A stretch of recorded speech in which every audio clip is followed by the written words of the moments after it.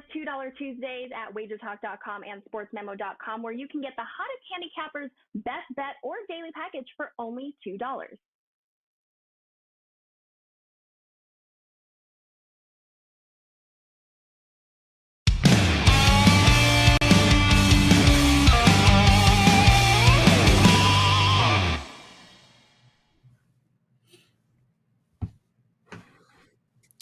We are live. It's Tuesday, July 5th. Happy belated birthday, America. Hope everybody enjoyed their Monday holiday. We're back in business here on Tuesday, and we will be here every day this week, Monday through Friday, going forward, noon Eastern, 9 a.m. Pacific, live on WagerTalk TV and archive 24/7. And don't forget to listen on the podcast apps as well when you're cruising around town in these summer months. Lots of baseball this week, and we're going to have a lot of baseball today on Tuesday. Got Carmine Bianco and Bryan Leonard, both from WagerTalk.com. Going to look at several baseball games with them. Guardians and Tigers. Bryan Leonard's Cleveland Guardians and Tigers, Mariners and Padres. Carm's going to look at Reds and Mets, Teddy's former New York Mets. Also going to look at the Rays and Red Sox, a big national TV game tonight on Tuesday. Teddy's also got an American League big game breakdown in between. I am Steve Merrill, filling in for the Prez all week long, and that is my co-host, Teddy Covers, WagerTalk.com. And Teddy, before we get to all that great baseball, how was July 4th in Las Vegas? So it's the first time I can remember that temperatures were below 100 degrees on the 4th of July in Las Vegas, which in theory, in Vegas in the 90s is comfortable. Still wasn't comfortable. The only thing you want to plan for in Vegas on the 4th of July. If you're coming to Vegas for the 4th of July, this is what you want to do on the 4th of July. Hang out at the pool, wherever you go all day. And the sun goes down, it's fireworks time. Look, the Strip is fine. The Strip is great. But I go to this little, I'll call it a little mountain on the southwest part of town, Blue Diamond in Buffalo, for those of you who are familiar with Vegas. It's like a 15, 20-minute climb, and then you can see the whole valley. And the cool thing about seeing the whole valley is you see like all the fireworks from everywhere. It's a good measure of how much disposable income is floating around town. Not a bad place to spend your 4th. But I'll tell you what, Vegas, you want parades, you want baseball, too hot for that sort of stuff in this town every year. Good day yesterday, though, Steve. No question over it. Watching the fireworks with the boy last night. What about you? Yeah, I actually went to watch some. I was told they started at 9:30, got there at 9:27, and saw the last 2 minutes. They ended at 9:30, so that was fun. But I got to see a little bit as I was driving in. Fireworks are cool. I think that would be a pretty cool way to watch them in the valley. I would actually go for that to see a big panoramic view of everything. So I like that. Hey, look, yesterday, Teddy, was exactly the 1 month warning, right, for NFL preseason. I think August 4th is when it starts. So we can now say we're officially less than a month away from some NFL action. And then, of course, college football right around the corner from that. Quick reminder, Wager Talk meet and greet, August 19th to the 21st, locked and loaded. We have a special promo discount code at the Westgate, $45 nightly rooms. Now, you can stay with Teddy for $35 at his place. If you want a slight upgrade, you go to $45. If you want a big upgrade, you go to Bryan Leonard's place for $55. But all seriousness, limited amount left. It's on Twitter at WagerTalk. I also retweeted it on mine at Steve Merrill, 2 R's, 1 L. We have a basketball get-together on that Saturday. There's also the Westgate golf outing for the contest weekend that Saturday. We're also going to have a meet and greet as well. So lots of information. Check out Twitter at WagerTalk, August 19th to 21st. Get your airfare and get those discounted hotel rooms before they expire. Teddy, any other thoughts? Yeah, I mean, that's going to be a great weekend. If you're looking for an excuse to come to Vegas, all right, the Wager Talk party weekend is going to be it's a good excuse to get into town. And again, a bunch of us are going to be around if you want to get a chance to mingle with the Wager Talk cappers. And again, you'll see that we're in real life, we're exactly like we are on air in general. There's not one of us, that puts out, this guy on air and then he's this guy in real life. You know us already. Come say hi and get a chance. And of course, there's going to be a ton of info at the Westgate. They have the conference that weekend. So if you're, and I'm sure that Wager Talk will be represented on the panels. So there'll be lots of free info and goodies for anyone that comes to Las Vegas that third weekend of August. Yeah, just another reason to come out that weekend. It is the contest, the Super Contest weekend, and that's why we're partnering up with the Westgate that weekend, August 19th to the 21st. So anybody would like to get in those NFL contests, those football contests, so they can enter in person. And of course, we have some more information as well about the proxy services. That's also on the press release at WagerTalk.com. On the news section, just click the news link or follow on Twitter at WagerTalk. Let's get right to it. I've met you in person, Teddy, several times. I've met Bryan Leonard several times. We're going to have on later in the show. One guy I've not met in person, although we did do a TikTok video together, and I threw him a Canadian football across the border, and he caught it like the pro he is. Carmine Bianco, WagerTalk.com. And Carm, feels like it's Monday, right? But it is Tuesday, and that means it's $2 Tuesday, and you are the $2 Tuesday capper. And not only are you an 80% MLB run, but you're releasing your first 5% MLB best bet in almost 2 years, September of 2019. Normally it'd be $35. It's just $2. It's a monster day at WagerTalk.com to get Carm's best bet. Carm, let us know a little bit about that $2 Tuesday special. Yeah, I'm looking forward to it. It's been a good month since I've been able to focus on MLB a lot more since the NHL and European soccer finished, as I mentioned on Friday. It's better to do a few things very good than a lot of things mediocre. So if I'm not going to bet them, I'm not going to put them out. It's plain and simple. But with that said, it's been a very good run, 13-3 last week with MLB. A very good week. And the long-term extended run, I think it was like 42-20 the last 30 days. So very good. And just focusing on, some points, and a few of them come into play today, but just looking at obviously starting pitchers being important, but then sometimes the stats within those pitchers over the last month or so. Sometimes you'll find a pitcher with a very good June, but with either subpar numbers or playing teams that aren't hitting very well. And a case in point comes into this. Before I go into it, I just want to mention something, Steve, real quickly. I saw you wave the U.S. flag, of course. You lost your Canadian flag. I've got one coming to you because you said something on Twitter, and I made sure to get my hands on one. On the weekend, the Blue Jays faced Tampa Bay, and it was the double Vladdy bobblehead doll. Yes. And they went so quickly, but I reached out to someone, and I've got one coming to me. So shoot me your address, and you got a Vladdy bobblehead coming to you. They're hot sellers. Apparently, they're selling up here on different platforms for up to $200, $250 for this bobblehead that everyone wants, the double Vladdy bobblehead. You got one coming your way, my friend. Yeah, see, that's unbelievably fantastic, but I feel a little guilty because Morency, Teddy, on Friday showed it to me on the show we were doing live, and we both talked about how we're going to hit Carm. Actually, I think I mentioned hitting Carmen up first, so technically I'll take credit, but I might have to share half of the Guerrero with Gabe there, Carm, so we'll figure it out. And dinner is on me, to say the least, when we meet up in Vegas in August. That's incredible. For those that didn't check that out, it really was a cool bobblehead. It was both Guerreros, senior in the Expo uniform, junior in the Blue Jay uniform on the Canadian flag. We're on the maple leaf, basically, and pretty cool. Yeah, it's you cease to amaze me, Carmine Bianco, and your MLB run ceases to amaze me as well. When we talked last week, it was a mere 19-3 run, I think. So I guess you've cooled off slightly, 13-3 recently. Look, I'm looking forward to seeing how you break down baseball because, in all seriousness, you mentioned how you are selective. And when we talk, it's normally soccer and a lot of hockey. So I haven't heard a lot of your baseball breakdowns. And I know that's why you're doing so well because you're really diving in now. Game that jumped out to me is the first game on the rotation. Scherzer back on the mound for the Mets tonight. I know you're not big on laying $2 in hockey or probably baseball. I have a feeling you're probably looking at the total in this one. But give me a breakdown of Mets and Reds at 6:40 Eastern. Yeah, I just don't lay those big numbers. I wasn't good at it early on, and I just think you can hurt your bankroll when you string together a few losses. But I'm looking forward to tonight's game. Obviously, I've been a Scherzer fan since his days in Detroit because we used to see a lot of the Detroit games up here along with the Blue Jay games, and I would get to see him here at the Sky Dome in Toronto when they faced the Blue Jays. So it's good to see him back. Obviously, he's back off that rehab stint, the injury with the oblique muscle. But before that, he was having a good season, 5-1, 2.54 ERA, and a very good whip at under 1 at 0.98.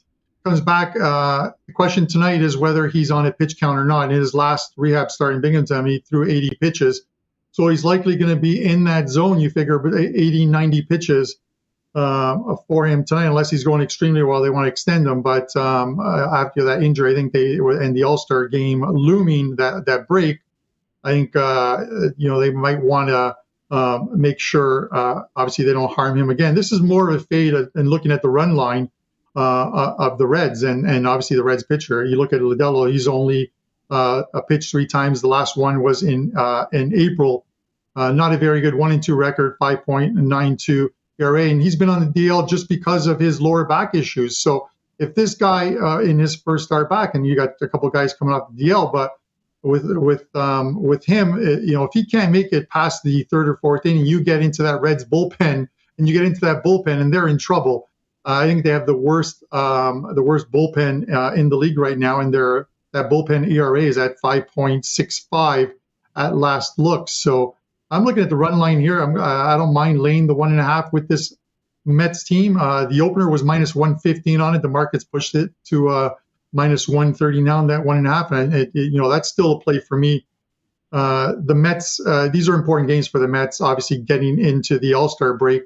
That lead against the Atlanta Braves is a slim lead at 3.5. So it sets up for a big second half of the season for them in the East, and they're starting to get that starting rotation back. DeGrom had his first rehab stint, so it sets up for them getting everyone back into that starting rotation, and it starts tonight with Scherzer. We'll see if he wants to come out, if he's having a good game, or if it's a close game. But they're going to take advantage of that Reds bullpen if they even have to. I'm looking for some runs here in this game and a big win by the Mets. So I'll lay the 1.5 here. So the Mets right now are 50-30. They're second in MLB in profitability, and they have their ace on the hill in Scherzer, who, again, it's his first start back, but Scherzer's a guy who certainly commands betting market respect. Do you think there's money to be made with the Mets and teams like the Mets, the team that have had these big first halves, and now they got their highest price starter on the hill? I understand we want to fade Cincy, but if you bet the Mets in spots like this throughout the back half of the campaign, you're going to come away with profit, or is this just a let's fade Cincy today and not worry too much about the Mets and whether they're actually going to be a value-laden club over the back half of the campaign? Well, he's gotten the run support in his games. In the 8 starts prior to going on a DL, the Mets hit the run line for him, I think, in 5 of those 8 games. As long as you got a team that can score runs and a team that's batting well, I don't mind laying that run line. I would never lay the run line with some of these sub 500 teams, because they're sub 500 for a reason. They just don't hit well or get the pitching. It is a fade for the most part. You've got 2 pitchers coming off the DL, but of the 2, obviously Scherzer is the better one, and they're not going to rush him back, given what's happened to this rotation of late or over the last month. And you look at even the guys presently on their rotation. Peterson, not injured, but went on paternity leave. He's back on Friday. Will pitch. You look at Chris Bassett. He now has an illness. He's going to miss this week, or likely back on the weekend or next week. So they're happy to have him back. They got to get that rotation back. But I have no problem with laying those run lines, Teddy, with these better teams. We see them doing it. We see them winning by, I'll call it by margin, but we see them covering these run lines more often than not, and against these lesser teams. So I have no problem fading the Reds here, mainly because you got a pitcher coming off the DL for them, who we're probably not going to see him go 5, and then you get into that you get into that bullpen, and the minute you get into the bullpen, I'm not saying that bullpen is a gas can each and every time they're out there, but more times than not this season they have been. So I have no problem fading the Reds in this spot and laying the 1.5. It's Carmine Bianco, and once again, he specializes in hockey and soccer a lot during the winter. He's into baseball now, and he is crushing it. 80% MLB run, and now he's releasing his first 5% MLB best bet in nearly 2 years. September of 2019. Almost 3 years. I misspoke. I forgot what year it was, Carm. It's 2022. I was going to say it's pre-COVID, so that means it's been 3 years. The pandemic has made us, time has blended together during these last 3 years or so of the pandemic. I was going to say, to put this in perspective, he hasn't had a 5% MLB before we knew what COVID was. It's been 3 years. My math was off. So, yeah, this is just an incredible value. $2 Tuesday. his first MLB 5%er since 2019, and you get it for just $2, and he's on a mere 80% run. You heard he knows his stuff with that analysis. Let's check out one more game, Red Sox and Rays. And by the way, Carm, I love how you mentioned bullpen ERA. Reds are dead last, ERA and WHIP. Guess who's number one in both this year? The Astros. Yankees are 2 and 4 in each. I mean, so it's not a coincidence that good teams have good bullpens. Most of the bad teams have bad bullpens. It's more important than ever in baseball with the starters, as you said, going just 5 or 6 innings. Rays and Red Sox, upper half of the bullpen stats. But one thing that jumped out at me about the Rays, they've given up the second most home runs of any bullpen this year. I thought that was kind of interesting. And it's one of the reasons they're down in 4th right now in the division. They're still just a half a game behind the wild card, I believe. Red Sox a couple of games locked in, and the Blue Jays in by like a half. AL East, incredibly competitive. Big game tonight. This is on national TV, TBS, national TV tonight on Tuesday. How you playing Rays and Red Sox? Yeah, I'm looking at the total here. Like over the next month or so, I'm going to be looking to fade the Red Sox in a lot of spots, and that's mainly because they put together that fantastic streak over the last month and a half. But I look at the teams that they faced during that time. You look at the series that they had: Cincinnati, Oakland, the Angels, Seattle, Oakland again, St. Louis, Detroit, Cleveland. Only 2 of those teams with better than 500 records in St. Louis and Cleveland. So they've had a good time of it, but they're about to get a steady diet of the American League East, where they've only won 8 of their 24 games thus far. That was going into first game of the series against Tampa Bay, but they're going to face 16 games over the next month against the Yankees, against Toronto, against Tampa Bay, and that's sandwiched in and around, obviously, the All-Star break. But I'm looking at the total here, and the main reason is you look at the pitchers here, and you got Springs starting for the Rays. His last couple starts of June weren't good ones against the Orioles and Pirates. And then you look at, while Pivetta has had a very good June, he was 4-1 with a WHIP of 1.05. Again, you look at the teams he faced, and you have a couple of those games against the Oakland A's, who are probably the worst batting team. I was talking with Bryan before the show. Their batting average at home for the Oakland A's is 1.98 going into last night's game against the Blue Jays. You're not going to win a lot of games when you're hitting at that paltry number. So he has the luxury of facing some inferior teams during that run. I want to see how he does against some better hitting teams, and Tampa obviously is one of them. I get every game in this season series thus far stayed under the total, but I think we're going to see some runs tonight. And the Red Sox do hit lefties very well. I think they're 13-4 this year facing lefties. So I think we see some runs in this game. I think we see a few over that green monster, and I'm going to lean over the total of 9.5 here. The line hasn't really moved much off of the opening market. I think it's moved only a nickel thus far in the other direction, but I still like the over 9.5 here. So you're saying something that the betting market's been saying, and I don't get it when it comes to Nick Pivetta, because you talked about Pivetta in June, and he had kind of taken advantage of some weak opponents. Dating back to April, Pivetta's been an ace. I mean, game after game after game, he's allowed 2, 2, 1, 1, 4, 0, 1, 3, 1, 1, 0, and 3, and 2 going back to April in his starts, earned runs. So basically, in his last 11 starts, he's allowed more than 2 runs twice. And the Red Sox keep winning for him, and yet the markets have shown no respect for Nick Pivetta, not even a little bit. And in your analysis, you're saying, yeah, this guy's feasting on the weak. He's not that good.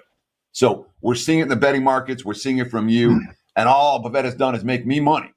So I'm interested to hear your thought process on this guy, because he's been dynamite. He's been dynamite since April, and the markets aren't giving him any respect, and you're not giving him any respect, and I just don't understand why. Yeah, it's. I'm not looking at his earlier starts, Teddy, and I get you've made money with him. I'm looking at maybe it's just we'll call it the recency bias or whatever, but I just don't think his June numbers are as good facing the teams that he faced. But I get it.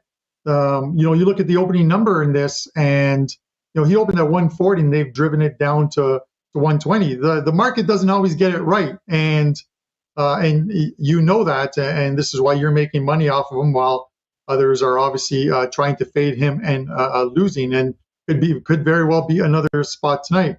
I'm just looking at his June numbers and who he's faced, and at some point you're going to see some regression. Now, am I backing the fact that regression is going to come tonight? No, it's just, the Sox could very easily win tonight, but we still see this number go over the total. This is more of a fade of Tampa Bay as well too. I'm fading both pitchers here in this spot, and just looking at seeing more runs. But I do get what you're saying. It's tough to look at a number, but the book set this number at 9.5, given the fact that he's been as good as he has over the last 2.5 months or so. Carmine Bianco, WagerTalk.com, and don't forget to follow him as well at Carmine Bianco WT.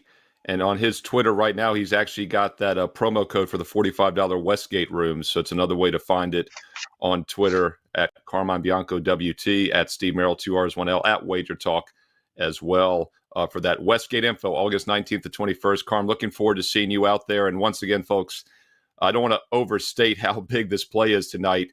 42-18 MLB run, an even better 23-6, 80% run the past few weeks. He is locked in on baseball now, as you've heard. And it's only the first time in nearly 3 years that he has a 5% best bet. And best of all, Teddy, it's just $2 for $2 Tuesday at WagerTalk.com. Carmine Bianco, WagerTalk.com. Get that strong 5%er, $2 Tuesday right now, WagerTalk.com.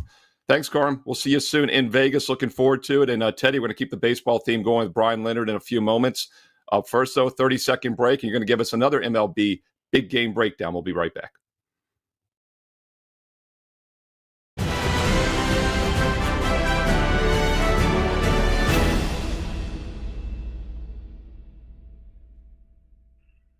Tuesdays is known as $2 Tuesdays at WagerTalk.com and SportsMemo.com, where you can get the hottest handicappers' best bet or daily package for only $2.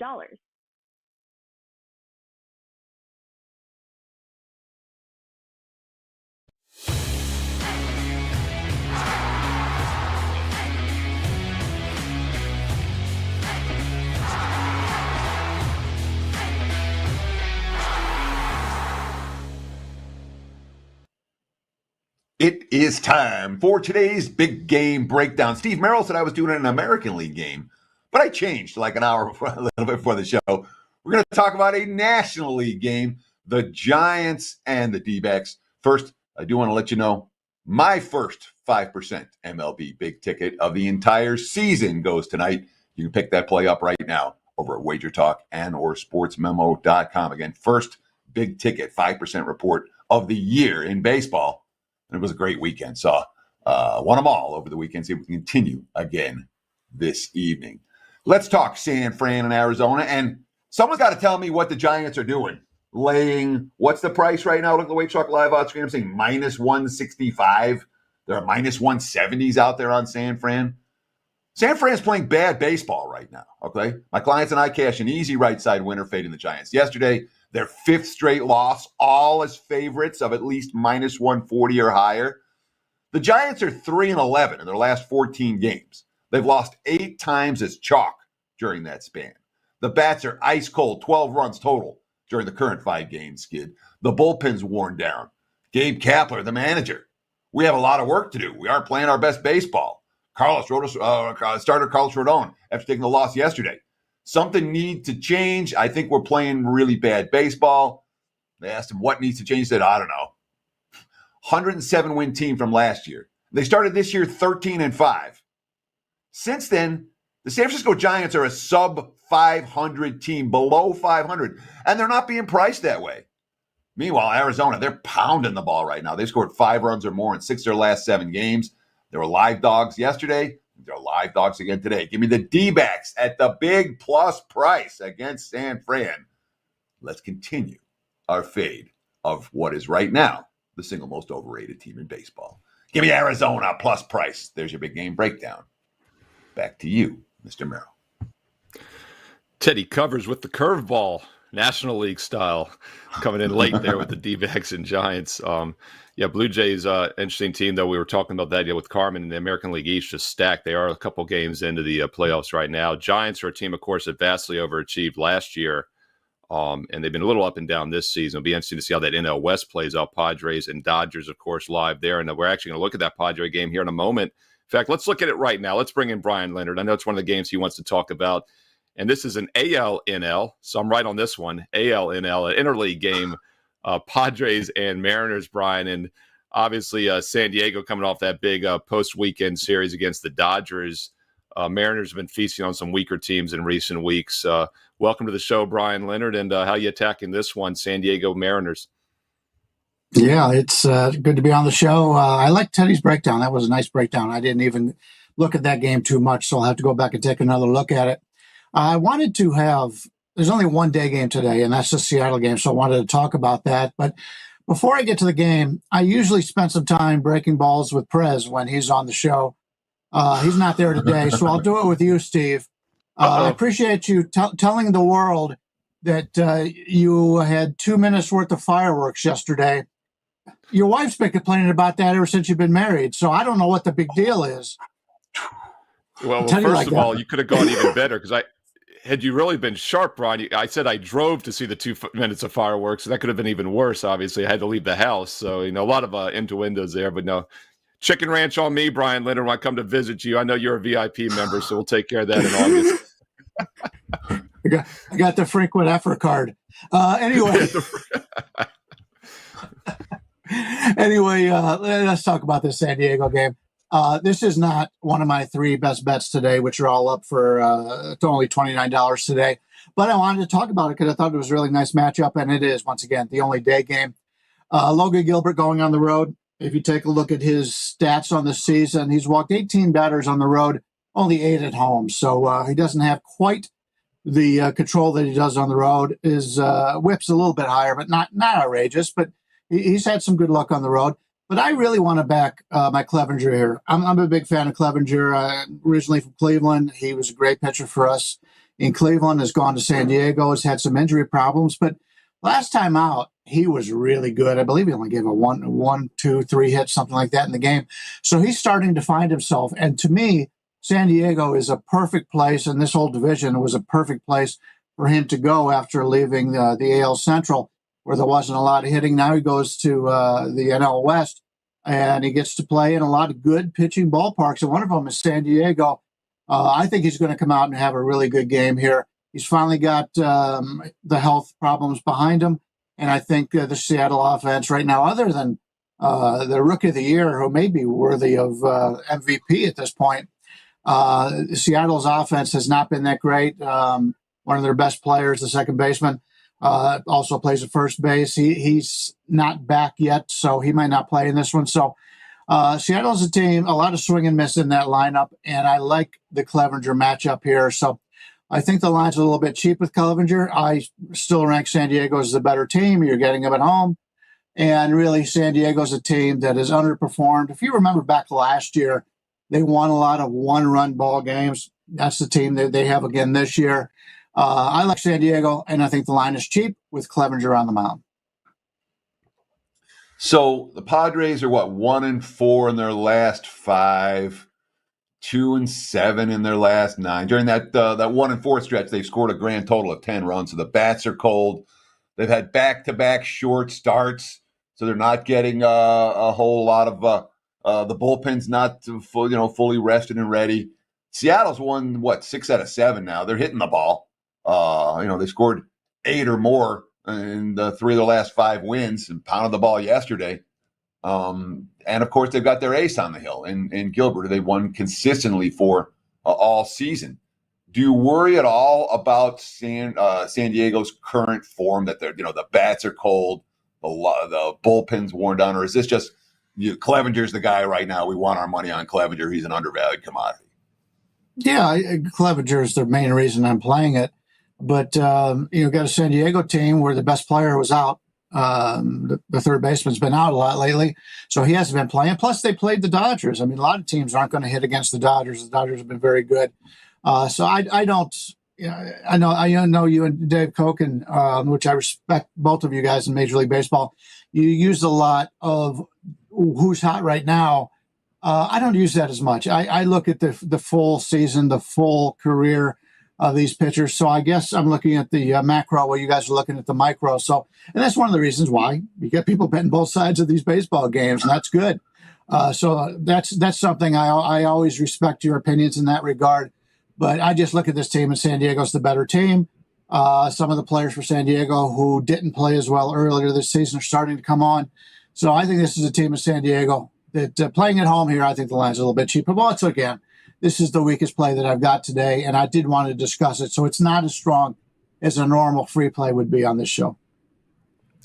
And once again, that's a daytime game at 4 Eastern. So, Brian, giving you a little bonus daytime action here for the live viewers on WagerTalk Today. And, yeah, San Diego, of course, had the big series against the Dodgers, maybe a little flat yesterday because we'll see how they turn tonight on Tuesday. And once again, I talked about that Mariners' week schedule recently.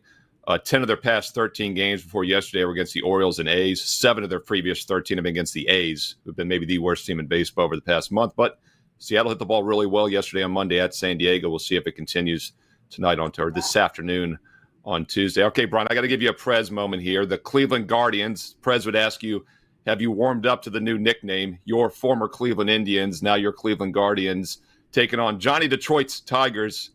Nighttime game here in the AL Central. Guardians at Detroit. What are you looking at in this one? I have not warmed up to the Gardeners. Me neither. Not a fan of the name. Still don't understand the whole point of it. I lived there when those statues were there the whole time, and nobody even paid any attention to it. So I don't know. Just like the old time, they could have called them the Native Americans, and I think that would have honored everybody, and everybody would have been fine. But regardless, I don't want any part of the Cleveland Guardians right now. This team right now is struggling. Best player by far on this team is Jose Ramirez. But about 3 or 4 weeks ago, a month ago, he had sprained his thumb. He got hit in the thumb, sprained his thumb, and then he fouled a foul ball off his leg the other day. Take a look at what he's done over the last month. During the last month, he has not had any type of he has one home run, maybe 0 home runs over the last month, 1 RBI. And if you remember, he was on a record pace in RBIs earlier this season when he was healthy. He's clearly not healthy, but yet the Guardians have nobody to replace him. And so he's one of those guys that wants to play every day. He got a couple of days off this week, and he complained about it. But still, in a normal situation, he would be on the IL right now and would not even be in the lineup. If you watch him swing, he's not getting any power at all. So that's a complete waste of time right there. And the guys around him, we already know what Franmil Reyes has done. He's struck out so far this season 41% of his at-bats. He's not hitting the ball well. Josh Naylor got hit yesterday with a pitch. He may not even play in this game. So there is no power output at all going to be coming from this Cleveland team here. Not a huge fan of Drew Hutchison here, but I think he's going to have a nice day pitching because there's just no power on this Cleveland team. Cal Quantrill has been great at home this year. He has not been nearly as good when he has gone on the road. Since when he's come to Cleveland from San Diego, he's been very good at home. For some reason, he pitches well in that environment. He's a totally different pitcher when he goes on the road. Cleveland has lost 2 doubleheaders this week. They lost to the Yankees twice. They lost to the Tigers twice. The one game I play against Cleveland was against the Yankees the other day, and they shut out the Yankees. Can't figure out this team. Haven't had any success in that regard. Want no part of them here. Give me the Tigers, a team that's starting to get some of the young guys in their lineup. And Green's played pretty well since he's gotten up there. I like some of these younger guys in this lineup for Detroit. And it's right now they're just playing on found money. They came into the season. Everybody had a lot of expectations. They have not played well. Now they're starting to play a little bit better, and we're catching nice value. Teddy talked about the value of Arizona going against a team in San Francisco that didn't deserve to be this favorite. Cleveland right now anywhere from like 145 to 155 road favorite. No way I'm playing them. I know for a fact that between this play on Detroit and Teddy's play in Arizona, we're going to get at least 1+ money winner here. Would not surprise me if we sweep. Maybe somebody out there will play these in a 2-team money line underdog parlay, get a nice payback off of this one. Well, first you got to convince me into your side, because when you look at the Detroit Tigers, let's put it this way: 27 of the 30 teams in MLB have scored at least 300 runs so far this season. Pittsburgh is at Pittsburgh with a bottom tier offense is at 291. Oakland, who has the worst offense we've seen, is at 260. And of course, the Detroit Tigers, dead last at 240 runs, going 20 runs worse than Oakland, 51 runs worse than Pittsburgh. And again, every other team's got 300 plus. Can we actually trust the Tigers to score runs against anybody, even Quantrill? Because, I put my faith in this lineup a couple times going, yeah, it'll turn around for Detroit. Yeah, it'll turn around. Oh, they can't get this. And even during this winning streak, it's been all pitching. It's not like they're tearing the cover off the ball. Or I shouldn't even call it a winning streak. This current better form for the Tigers. Yeah. Can we trust Detroit to hit today? I do want to point out the 3 teams that you had mentioned, Detroit, Oakland, and Pittsburgh, all play in good pitching parks, bad hitting parks. So that's one of the reasons why they haven't scored a lot of runs. Obviously, they don't have a lot of talent. All 3 teams, especially Pittsburgh, now they brought up the young guys. Pittsburgh and Oakland are young guys, don't have a lot of veterans in the lineup. The problem with Detroit is they do. They have veterans that have not played well. Scope at second base, this was a guy who for the last decade has been a quality bat. He's been a guy that you could count on. He's just having a terrible season for the Detroit Tigers. And this is some guys on Detroit. They've got some guys in the minors that they should be bringing up. This is a team that has underperformed all season long, but I'm looking for them to perform better as of late. And I would much rather play Detroit as a home underdog here against this Cleveland team that has played really bad as of late. And I think there's a major fade coming from the Tribe, from the Guardians here. But Cleveland has peaked, whereas I don't think Detroit has yet. So it's one game. It's probably not going to be indicative of the rest of the season. But in this price range, there's no way I want any part of Cleveland. By the way, Bryan Leonard, you just said what the nickname should have been. And this is coming from someone with experience, because my alma mater, William & Mary, switched their nickname from the Indians in the 1980s to the Tribe, which they've had ever since. I thought the Cleveland Tribe was the logical solution there, much better than Guardians. So it's funny that you just said Tribe, because that's been a nickname they've gone by for years. So that would have been my solution. By the way, Detroit Tigers, you want a perfect recipe to be 48-26 to the under this year, like the Tigers are a massive under team. You have, like you said, the worst offense in baseball. And by the way, even looking at road numbers only, they're dead last in MLB in runs and dead last in OPS, which is on base plus slugging, a very good overall metric, as you all know, for offensive production. Dead last in road games only, which I like to look at because it does take some hitter-friendly parks, non-hitter-friendly parks out of the equation. Yet they're third guys in bullpen ERA. We were talking about ERAs and bullpens earlier, mostly good teams top, bad teams bottom. The one that really jumped out to me, Detroit Tigers, the third best bullpen ERA in baseball this year. Baltimore, as Teddy had mentioned the other day, why they're such a great run line team, they're fourth still. The only 2 teams ahead of them, Astros and Yankees. So Detroit could get the hitting going in just a little bit. They could be competitive, but they haven't been able to do that so far.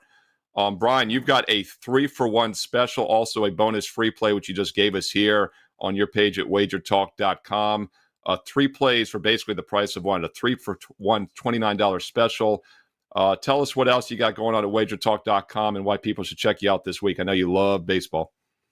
Yeah, baseball season, we've been up and down, much better than it was earlier in the season. For some reason, in the first month of the season, every year, I struggle, and I don't understand it because I'm more prepared than just about anybody the first month of the season. But right now, it's going pretty well.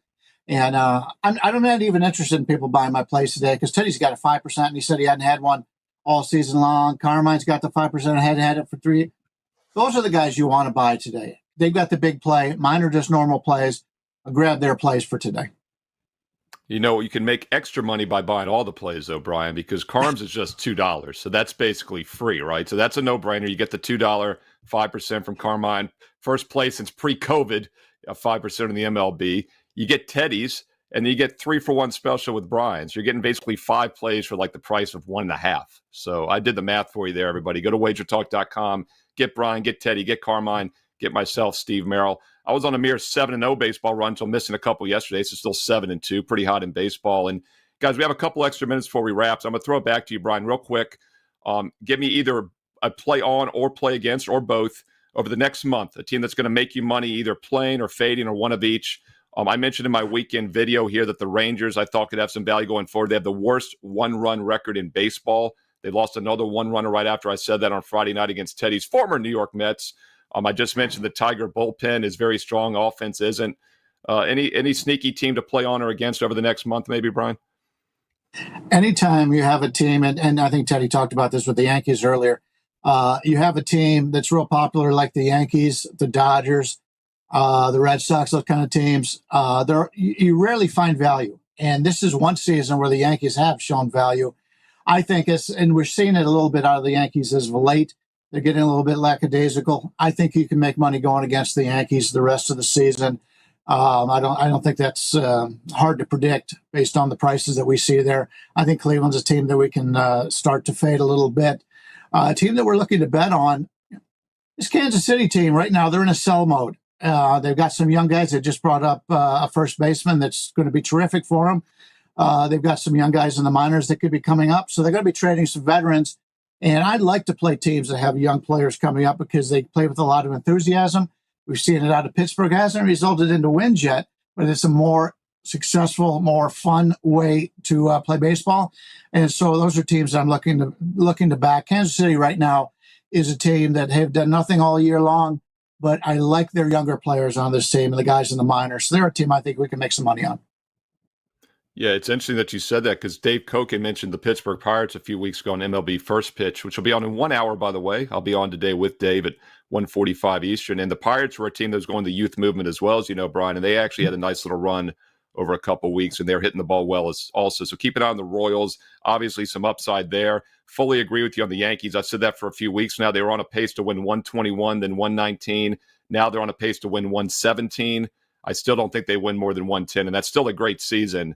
But it's going to be hard to make money. Although, Teddy, I'm not sure you necessarily make money fading the Yankees either because there's a 40 or 50 cent split on every one of those money lines. So your thoughts on the Yankees, Teddy, and maybe a play on or play against team for you also?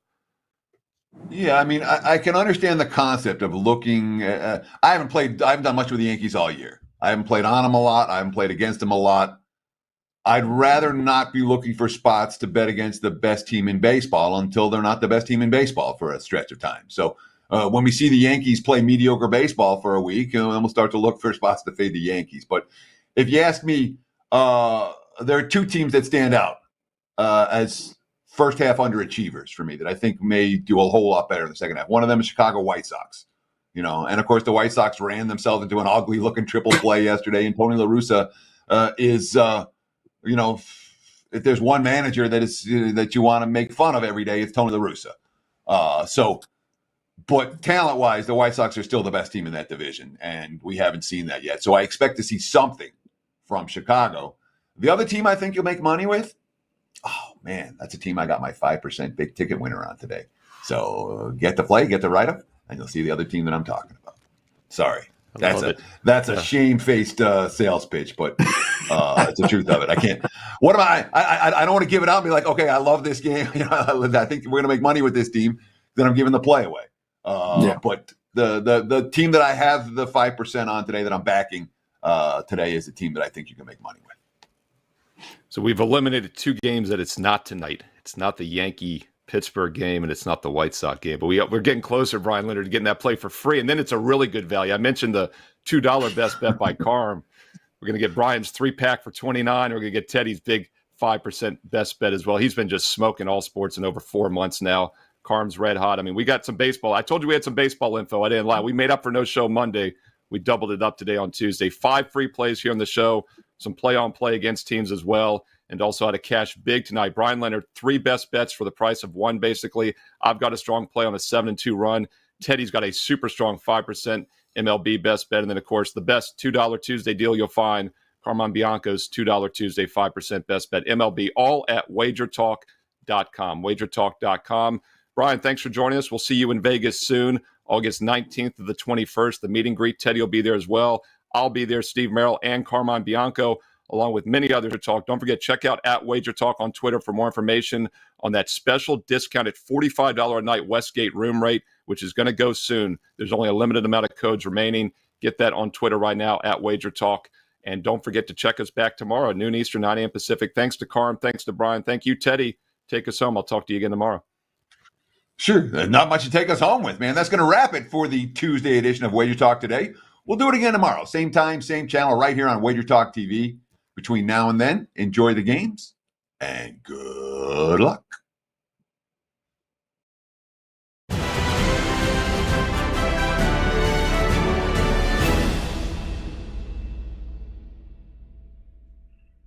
Tuesdays is known as $2 Tuesdays at WagerTalk.com and SportsMemo.com, where you can get the hottest handicappers, best bet, or daily package for only $2.